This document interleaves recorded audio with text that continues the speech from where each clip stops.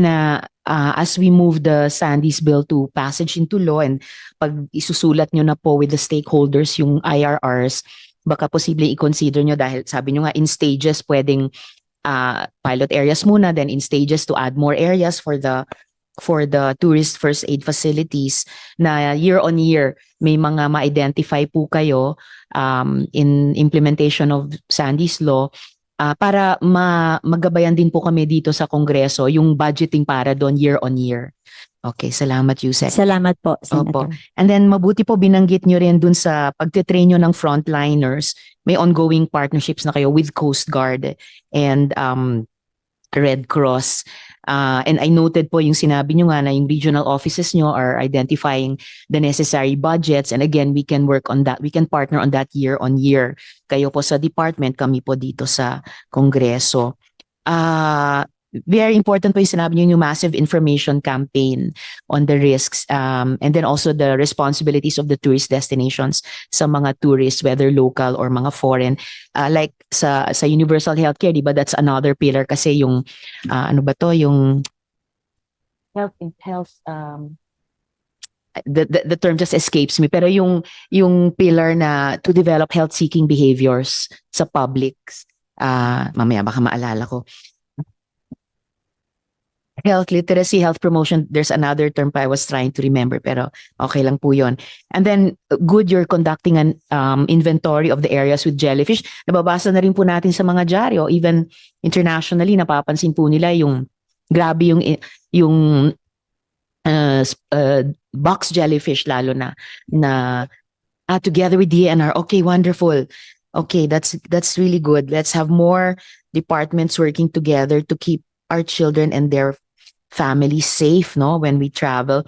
And well noted yung sinabi niyo, we could adopt the flag system implemented by the International Life Saving, and I think we also have one such organization here with us today who can probably comment further on that. So jellyfish, currents, etc.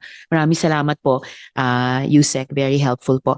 And last but not the least, for this first question on Sandy's bill, ang PSA po ba, may relevant statistics po ba tayo dito sa ikinento ng dalawang pamilya so far and yung input so far nung dalawang departments natin? So Chief Marjorie. Good morning, Senator Risa. In keeping with our commitment towards fostering data-driven policymaking, the PSA stands ready to provide pertinent data. Well, in fact po, Before you continue, ma'am, I'd like to acknowledge the presence of Senator Raffy. Salamat po, Senator Raffy, sa pagdalo ninyo. Before the PSA continues, would you like to make any opening statement? Yes, ma'am. Sige po, you have the floor. Andito ba yung SBMA? Actually, Senator Raffy, wala po ang SBMA, pero Tourism. nandito po ang DOT, and earlier po nabanggit ang SBMA nung ibinasa po ni Ms. Sara Garovillas yung sulat ni Ms. Jahaziel Maninding dun sa mapait na sinapit nung anak nilang si Ranziel dun po sa All Hands Subic Beach Resort. Ang tanong ko lang Senator kasi, Raffy. kung nandito yung Tourism, Department of Tourism. Nandito po ang DOT, si Yusek Maria Rica Bueno. Good morning po, Raffy. Senator. Pinisita niyo na po yung all hands kasi base po sa mga information na tanggap namin, nothing has been done. Nobody inspected, nobody went there para tingnan kung sumusunod sila sa regulation. Parang pinabayaan ng all hands para bang napakalakas ata ng may-ari nito sa lahat ng mga ahensya ng gobyerno. Actually, sir, yes, our regional office po, we have actually asked our regional office to handle yung sa all hands. But in this case po kasi the all hands resort is not DOT accredited. So our regional office na lang po is really closely working with Bakit hindi po natin pagsara? si LGU. That's why po we refer the case to the local government unit po because they have the power to Madam, close it down po. taon na po ito. Para bang wala nangyari, may namatay tapos parang binirulan yung buhay ng isang taong namatay, bata. Sana ma'am, kung ganun kahaba na itong panahon, by now, nasarado na to. Pasara nyo.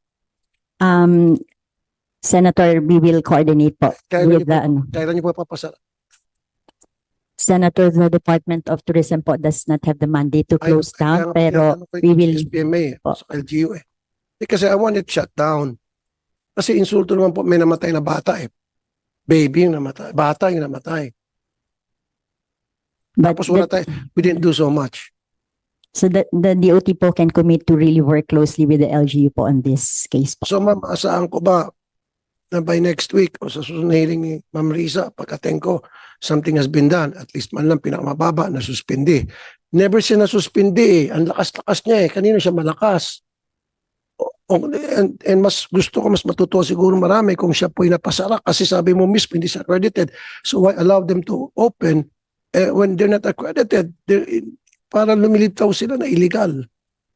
Yusek, baka pwede kayo in responding further dun sa tanong ni Senator Raffy, baka pwede po kayong mag-comment dun sa binasa ni Ms. Sara sa sulat ni Ms. Maninding na sinabi po ni Ms. Maninding, yung All Hands Subic Beach Resort continued to operate in defiance of a cease and desist order. So sino pong nag-issue ng cease and desist order? And sinabi din po ni Ms. Maninding sa sulat nila that the resort even removed the no swimming sign of SBMA. So ano po yung, kung alam po ng DOT yung further action ng SBMA, pagsagot po kay Senator Raffy. Madam Chair, because well, personally I'm in the head office, but we will have to, of course, check this with our regional office po. Kasi yung cease and desist order, if I would presume it, ang LGU lang po ang nakaka-issue ng ganon, because they have the law enforcement mandate. Sa DOT po, because yun na nga po, dahil hindi siya DOT accredited, so we formally endorsed it to the LGU. Di ba ma'am, sabi niyo pumunta yung regional officer ninyo. Ano ginawa niya doon? Nangulangot lang. Kasi kung pumunta yung regional officer ninyo, nakakuha na siya sa mga info na tinanggal yung signage, yung cease and desist order na signage doon, pinagtatanggal. Sana dumaan na sa kanya yun. Na hanggang ngayon, lahat ng mga signage na ini-require sa kanya na sinadjust namin nung makausap namin siya through the DILG and the LGU, hindi pa rin nilagay. Wala pa rin. Tapos may mga playground pa rin para sa mga bata sa tubig. So dapat wala yun. I mean, ang daming mga bagay na dapat wala doon at mga bagay na dapat nandoon, hindi po inaksyonan. So ano pang reason ba't pumunta yung director ninyo tapos pagbalik niya, wala pa rin nangyari. Kaya nga, sorry, nung ginamit kong term, nagpapatawa lang ako. So pumunta siya doon, he was just picking his nose. Siguro Yusek, pwede niyong ikwento sa komite nung hiniling nyo sa regional office mag-investigate, at least initial findings. Ano po yung initial findings nila? Because it's actually, yun na nga, kasi the process po sa Department of Tourism, Madam Chair, Senator, if and when a particular establishment is not DOT accredited, we formally endorsed it to the concerned government agency or the local government unit. So para sila po yung mag-push through with the the investigation and the case. Pero at least po nung pina-investigate nyo yung regional office ng DOT, may findings po ba sila dun sa investigation na yon?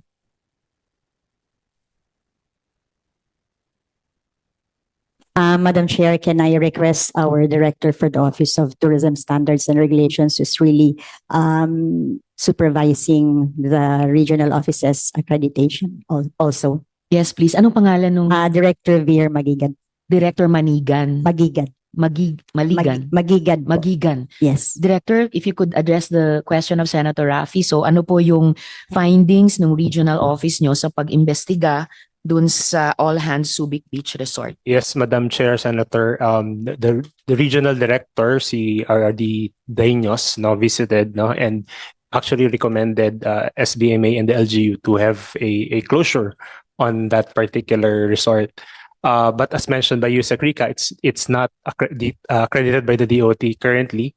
But of course, no, since it's still within the tourism industry, no, we try to our best, no, to have a hold on this establishments, no. But as mentioned earlier, no, Director Denos, no, recommended the closure of that. That's the reason why meron nilagay na cease and desist order.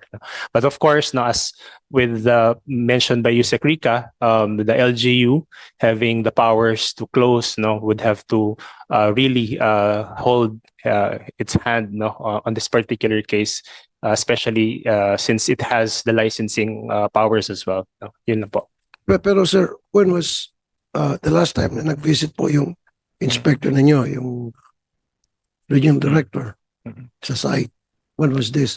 And then he recommended to the LGU to shut it down because wala ngang accreditation. When was this? Yeah, we'll have to reconfirm with our regional director regarding this. We'll provide the entire report, sir. No, but for Alam niyo, sir, dyan na naman tayo eh. Senator Riza, Madam Chair. Every time nagpapatawag tayo ng ganito ng hearing at alam nila kasama sa hearing pag-uusapan itong tungkol sa Subic, sa pagkamatay ng bata sa all hands, should come here prepared. Hindi yung when we come back, alamin pa namin. No, don't do that. Alam nyo na pag-usapan tong all hands. Dapat you have all the information we need. All the information that will be asked from you should be given to us right here, right now. Huwag yung pababalikin pa namin kayo.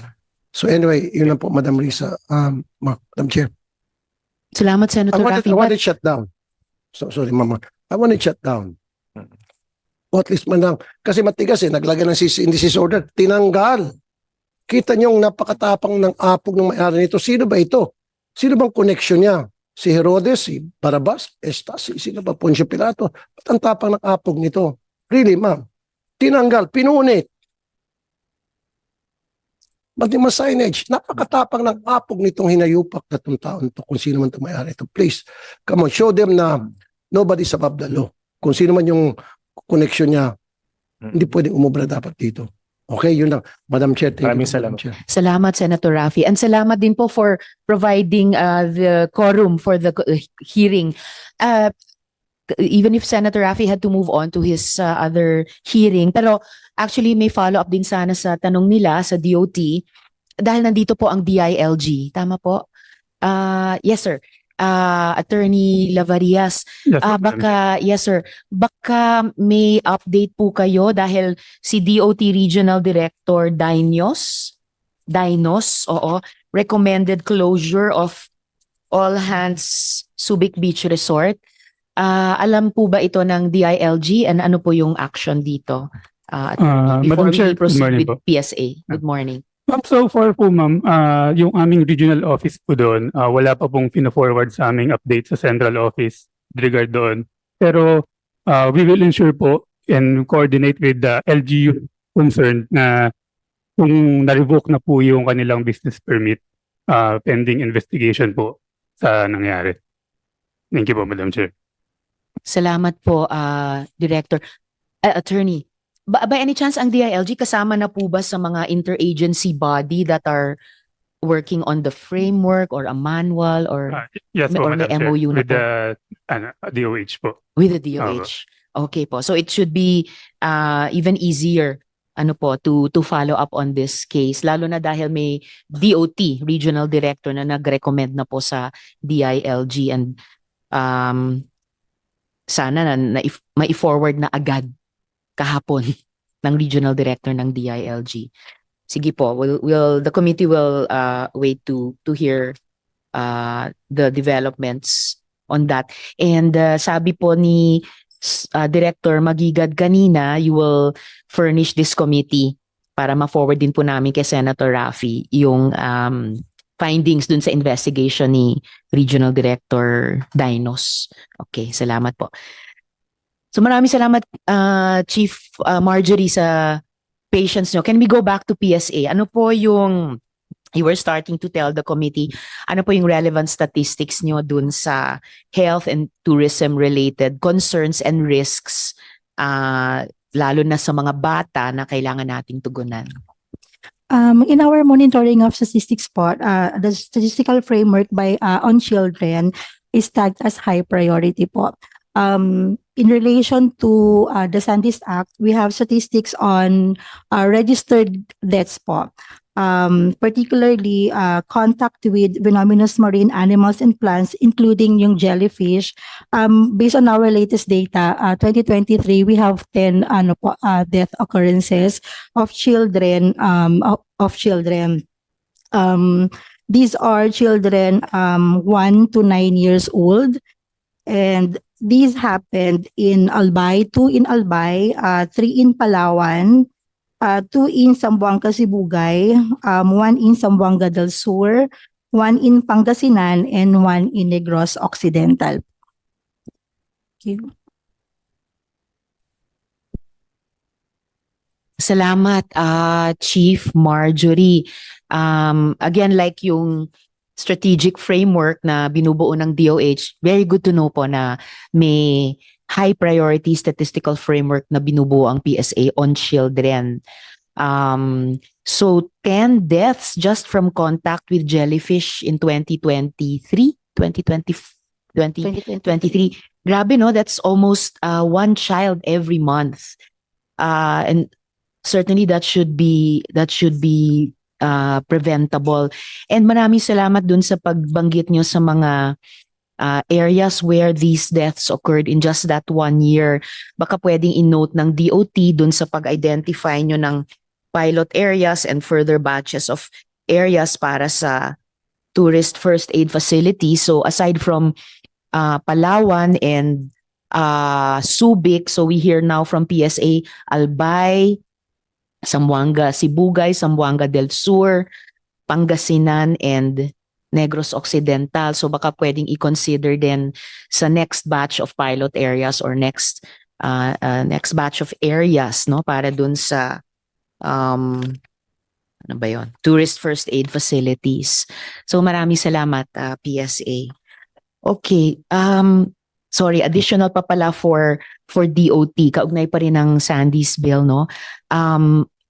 Under current regulation, so bago pa yung strategic framework ng DOH at saka given yung may statistical framework na binubuo ang PSA, under current regulations, what health and emergency services are tourism-related establishments already required to provide their guests and customers? Yes, because the DOT has the regulatory mandate to accredit po yung ating mga tourism enterprises, particularly accommodations. So under Memorandum Circular po 2024 002 or our National Accommodation Standards for Hotels, Resorts, and Apartment Hotels, ito po yung mga in terms of safety and mga security required of the establishment. So there has to be an official, up-to-date information on public health and safety. Ibig sabihin yung mga emergency contact numbers po are available at the reception area. At least one personnel is trained in basic life support and of course first aid, medical services, meaning po the presence of a clinic or within the premises manned by a nurse or a doctor, or if not, if in-house po yun or on call, kasi hindi naman po lahat ng properties natin would be able to afford yung ano. So at least they would have a partnership for an on-call doctor or a medical services. No, Covered yun ng referral system ng DOH? I Or think could be? Could be po. Okay. Yun na po yun, I Okay. think. And that's on call 24 hours a day. And then, of course, the presence or availability of a first aid kit on site. It's well-stocked first aid kit. But of course, I think we need to update it with an updated first aid kit kasi nag-usap kami kanina ni doctor na some medicines nag-expire ng ng mabilis. So it has to be updated. Hindi lang siya well-stocked kasi ang well-stocked not necessarily updated yung ano. So we need to put the word updated siguro in our existing And requirement. updated and baka bagay sa risks ng bawat Yes, product, like yes. the EpiPen na sinabi ni Sir Edward? Yes, Senator. And then of course, an emergency and fire evacuation procedures that must be followed in place. And then in addition po, pag may mga swimming pool din yung establishments, there has to be really a lifeguard on duty, certified and trained, and a life-saving equipment, and as well as signages in terms of the depth of the pool and other reminders and policies of the establishment. Yun po, in general po yun. Salamat, Yusek. In general, pero marami-rami na rin.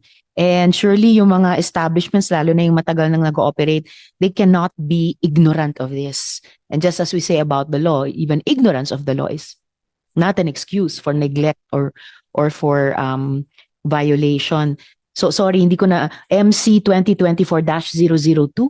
Diba? Yes, National 2024-002 Opo. or the National Accommodation Standards for Standards. Hotels, Resorts, and Apartment hotels. We have another classification po, yung mabuhay accommodation, and these are actually yung mga, most of them are the bed and breakfast, yung mga tourist inns, pension houses, medyo, and they're under another memorandum circular, the progressive accreditation system, and dun po, ang requirement would just be the first aid, a trained personnel and basic life support, and the emergency and fire evacuation procedures. So, and this, I believe, is also would need revisiting in terms of the once we have the framework aligned with the framework ng DOH. Salamat, Yusek. I was about to say that. Nabasa niyo isip ko. Mahirap siguro kung may dalawang sets of Opo. standards na yung isa Yes. mas minimum, yung isa Yes. mas maximum. Kasi everybody needs to be safe Correct. everywhere. Yes. Naintindihan ko baka yung original na dahilan na hindi lahat ng Oo. establishments can afford.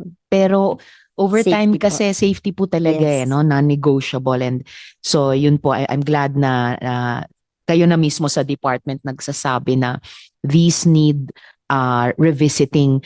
And para And ma-align na yes rin po. po dun sa talagang sa overall framework that will be established together with the DOH. Exactly. Nabanggit nyo rin po dun sa National Accommodation Standards, yung emergency numbers. Kasi nakakaloka yung isang sinalaysay ni Sir Edward na tumatawag sila sa emergency numbers ng Coast Guard at walang sumasagot. We will really ask Coast Guard that kasi kung may ibinibigay ang isang importanteng agency natin attached sa DOTR na emergency numbers, dapat tulad sa medical services, whether in-house or on-call, 24 hours. What's an emergency number if it cannot be answered anytime there's an emergency? Okay. Yun. Dito po and ito tanong ko both sa DOT at sa DILG, under yung current regulations, so what action therefore can be taken against the resort in Palawan where Sandy died? DILG, perhaps you'd like to address that first? Madam Chair, as for the DILG po, pwede po namin i-recommend na sa BPLO office po ng LGU concerned na i-revoke ang kanilang business permit para hindi po sila makapag-operate or tignan yung mga facilities nila if compliant po ba sa mga safety standards. Salamat po. The BPLO is Bureau of The Business Permit and Sorry. Licensing Office. Business Permit and Licensing Office. All right. So, pwede nyong ipa-inspect sa BPLO yung tinuluyan nilang resort dun sa Palawan, inspect kung nag-o-observe ng standards, current standards under the law, and with a possible sanction of revoking the permit kapag nakita talaga yung violations and or negligence nila in the case of Sandy. Okay, so the committee will appreciate hearing an update on that, Attorney Lavarias. Yes po, Madam Chair. We will update the Honorable Committee po. Yes, please. Thank you. So back to DOT, USEC. Dapat po ba may special requirements with respect to establishments that, well, nabanggit nyo na nun, if they provide access to swimming pools or natural bodies of water, o kaya yung mga establishments na yung activities nag-allow ng access sa natural environment or sa wildlife? Yes, ma'am.